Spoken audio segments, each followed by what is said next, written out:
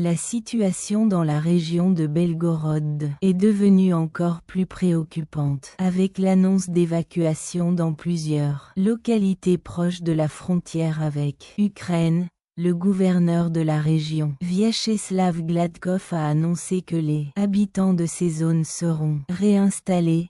Terme utilisé par les autorités locales pour décrire l'éloignement forcé des civils des zones de conflit. L'éloignement forcé des civils des zones de conflit. Des zones de conflit en raison de l'escalade des combats. Les localités concernées sont Poro, Hydronova dans le district de Goron ainsi que Dekor et Pavlov dans le district urbain de Valu, toutes situées dans la région de Belgorod. Sont situés à seulement 1 à 3 km de la frontière ukrainienne. Cette situation les expose à un risque direct, en particulier face à l'intensification des hostilités. Dans la région. La décision d'évacuer ces villages reflète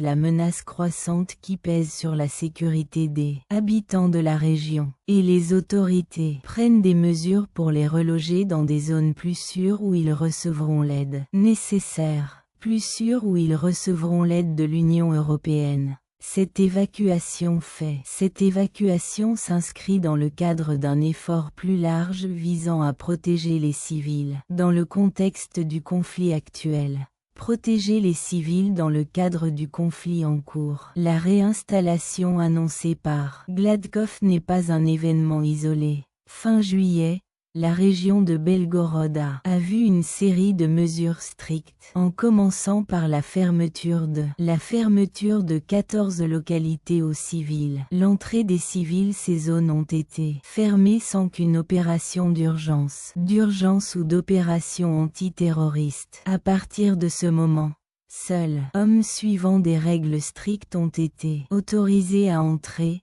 accompagnés de militaires et équipés de gilets pare-balles. Gilets et casques pare-balles. Gouverneur Gladkov a promis des compensations pour les personnes déplacées en offrant entre 10 et 15 000 roubles par mois, une somme que de nombreux roubles par mois, un montant que beaucoup considèrent comme insuffisant compte tenu du risque et du déplacement forcé que cette évacuation a entraîné. Dans un contexte d'attaque quotidienne dans la région de Belgorod, qui avait lieu bien avant l'introduction de ces mesures. Introduites dans les interviews précédentes, comme celle du journaliste Nikita Parma Liberty Radio, il a été suggéré que la région n'avait tout simplement pas les moyens de faire face à ces attaques. Ressources pour déclarer l'état d'urgence. L'escalade de la tension à Belgorod a été marquée par un août, lorsque les forces armées ukrainiennes ont mené des opérations dans la région voisine de Koursk. Cela a conduit à la mise en place d'une opération antiterroriste à Briansk-Kursk et Belgorod à partir du 10 août. Par la suite, le 16 août, l'état d'urgence a été déclaré à différents endroits. L'état d'urgence a été déclaré à différents niveaux dans la région elle-même, et le terme « réinstallation » a commencé à être utilisé de plus en plus fréquemment par le gouverneur. La réinstallation est plus qu'un euphémisme pour évacuation. Elle implique la relocalisation des résidents dans des centres d'hébergement temporaire. Une mesure que les autorités régionales n'ont cessé de promouvoir, persiste souvent en persuadant les résidents d'accepter. Cependant, cette approche a été critiquée par les défenseurs des droits de l'homme, tels que Dimitri Zagvatov, qui affirme que ces mesures juridiques ne protègent pas suffisamment les citoyens des hostilités en cours. Zagvatov a souligné que le gouvernement russe refuse de reconnaître qu'il est impliqué dans un véritable conflit, préférant appliquer des régimes juridiques. Il préfère appliquer des régimes juridiques alternatifs plutôt que de déclarer la guerre. La loi martiale est un exemple de la confusion et le manque de transparence dans les mesures adoptées par le gouvernement russe peuvent être observés dans le cas de la loi martiale, de la confusion et du manque de transparence dans les mesures adoptées. On peut citer le cas de la ville de Kino. Bien qu'elle ait été la cible de bombardements constants depuis l'automne 2022, la ville n'a pas été incluse dans les zones d'évacuation ou de réinstallation. Alors que d'autres localités ont été évacuées ou une forme d'assistance TCHEB reste dans un état de normalité apparente, avec des fleurs dans les voitures circulent, mais les habitants vivent dans une peur constante, réagissant à chaque bruit avec nervosité. Cette disparité soulève des questions sur les critères utilisés pour déterminer les zones qui font l'objet d'une attention particulière et celles qui sont laissées à elles-mêmes. Cette disparité soulève des questions sur les critères utilisés pour déterminer les zones qui reçoivent de l'attention et celles qui sont laissées à elles-mêmes. En fin de compte, la réticence des autorités à admettre que le pays est en guerre crée un climat d'incertitude et de peur pour les habitants les mesures adoptées, telles que la réinstallation et la fermeture de villages. Une façade de contrôle et de normalité que de protéger efficacement les citoyens. Des réalités d'un conflit armé à leur porte plutôt que de déclarer l'état de guerre. Au lieu de déclarer l'état de guerre ou d'appliquer la loi martiale, le gouvernement russe a opté pour des régimes qui ne sont pas des régimes de guerre. Le gouvernement russe a opté pour des régimes tels que la loi martiale, d'opérations antiterroristes dans différentes régions, y compris celles proches de la Russie. Y compris celles proches de la frontière avec l'Ukraine, mais cette stratégie a suscité de vives critiques de la part d'experts et de défenseurs des droits de l'homme. Défenseurs des droits de l'homme qui remettent en question l'efficacité et l'équité de ces mesures. Dimitri Zagvatov, militant des droits de l'homme. Un militant des droits de l'homme soulève de profondes inquiétudes. L'application de ces mesures juridiques. Il affirme que ces régimes rendent difficile l'accès des civils à la justice. Civils qui subissent des dommages à la suite d'attaques. Dans le cadre d'une opération antiterroriste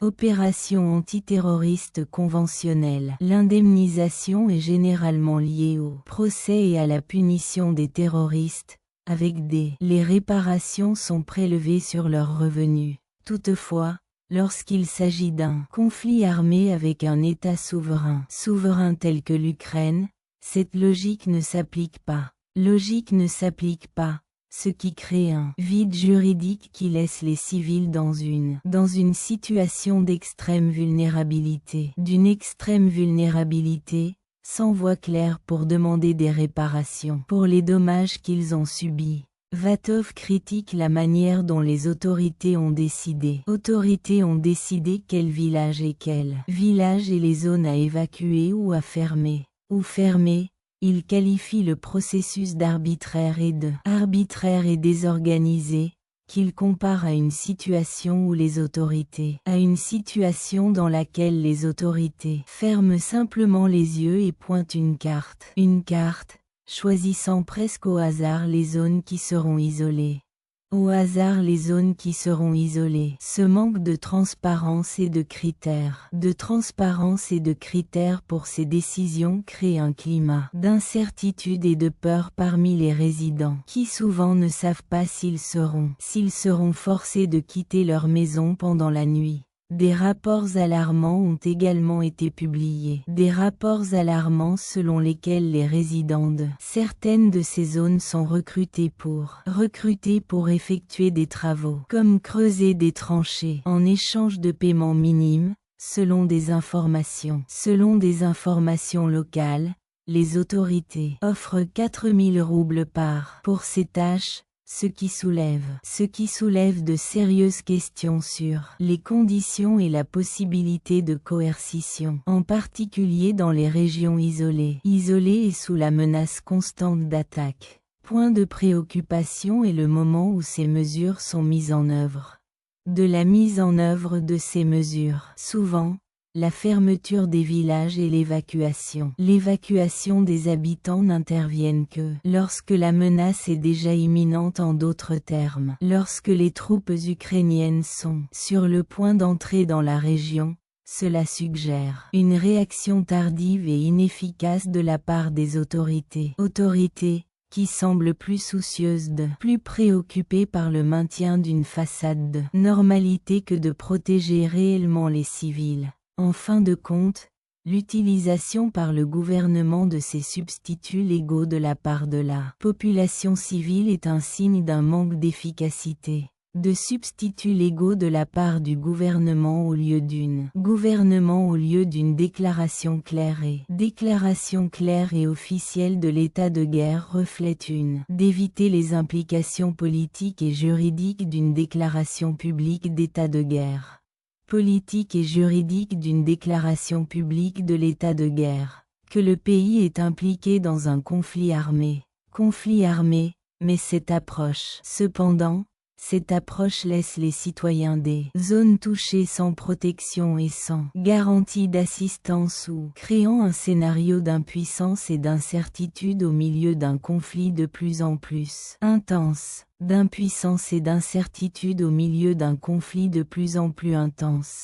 Conflit. Activez les notifications.